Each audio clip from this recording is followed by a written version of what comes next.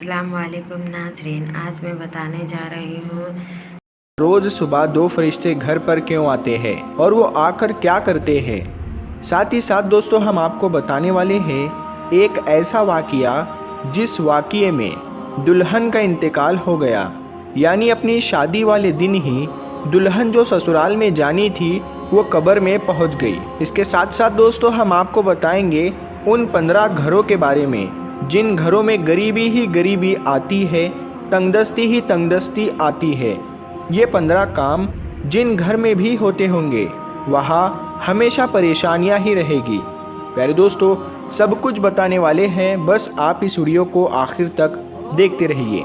Video शुरू करने से पहले आप इस वीडियो को एक लाइक ज़रूर करें और ज़्यादा से ज़्यादा शेयर करके अपने कुछ करीबी लोगों तक ज़रूर पहुँचाएँ। तो चलिए वीडियो शुरू करते हैं। हज़रत अली की खिदमत में एक शख्स आकर कहने लगा, या अली, दिन के आगाज़ में सबसे पहले क्या होता है? तो हज़रत अली ने फरमाया, ऐ शख्स, दिन का आगाज़ 2 फरिश्तों से होता है।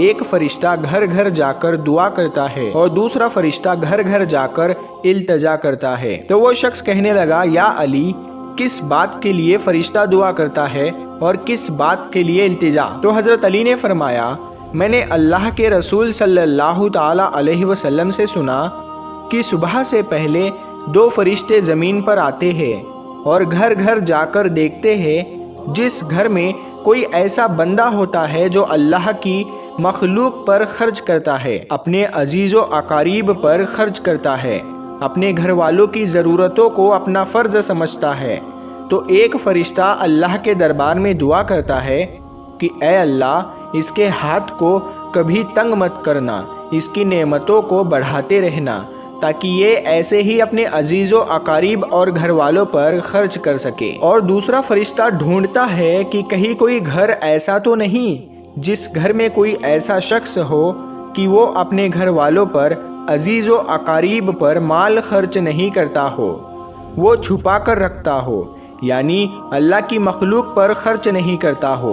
याद रखना, जब वो किसी ऐसे इंसान को देखता है जो अपने माल को इकट्ठा करके इंसानों से छुपा कर रखता है, तो वो दूसरा फरिश्ता अल्लाह के दरबार में फरियाद करता है कि ए अल्लाह, इस बंदे से इस दौलत का सख्त हिसाब लेना और इस बंदे को दुनियावी दौलत से महरूम कर दे, क्योंकि ये अपनी दौलत तेरे बंदों पर खर्च नहीं करता, अपने घर वालों और अजीज़ों अकारीब पर अपने माल को खर्च नहीं करता, महरूम रखता है। और यूँ अजीज़ों अकारीब पर खर्च करने वाला दुनिया में फराबानी और आखिरत में अजीम अजर पाता है, और जो दुनिया में अपना माल अपने अजीज़ों अकारीब पर खर्च नहीं करता तो वो दुनिया में रुसवाई और आखिरत में सख्त अजाब देखता है। प्यारे दोस्तों अब हम आपको वो वाक़या सुनाते हैं जिस वाक़ये में दुल्हन का इंतकाल हो गया, यानी अपनी शादी वाले दिन ही दुल्हन कब्र में पहुंच गई।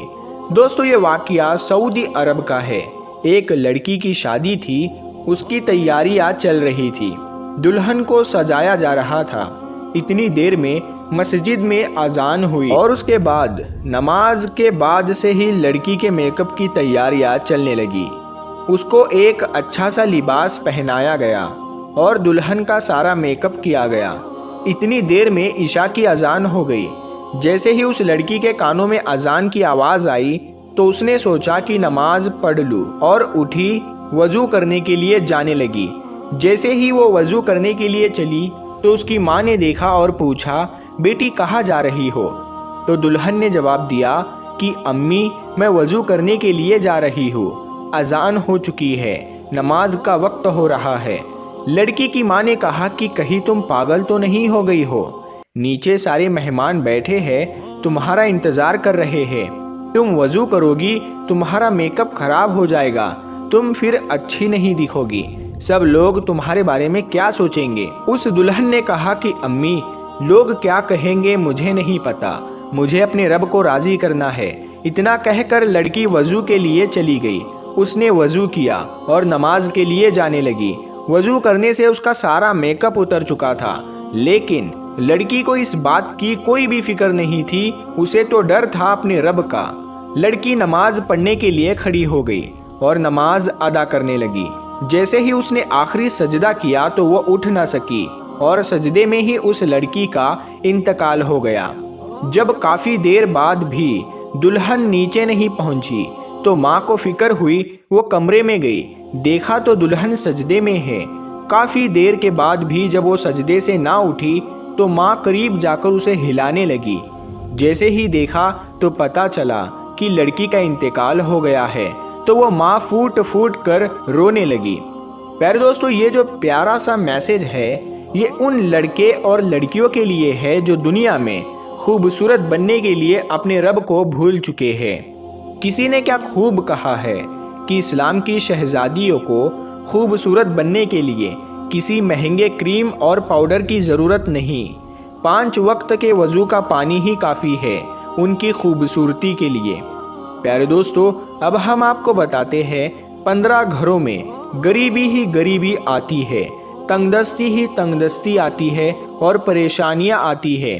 दोस्तों, अगर आपके साथ भी ऐसा होता है कि आपकी कमाई तो बहुत है लेकिन फिर भी पैसा रुकता नहीं है, पैसे में बरकत नहीं होती, आपकी गरीबी दूर नहीं होती, अगर आप इन गलतियों में से एक भी गलती करते हो तो उसे फ़ौरन अपने से दूर कर दो।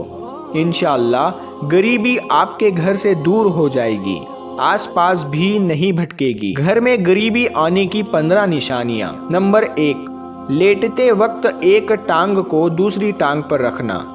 नंबर 2, टूटे हुए बर्तन इस्तेमाल करना।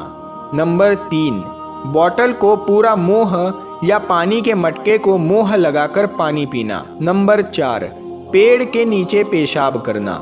नंबर 5, टूटी हुई कंघी से बाल बनाना।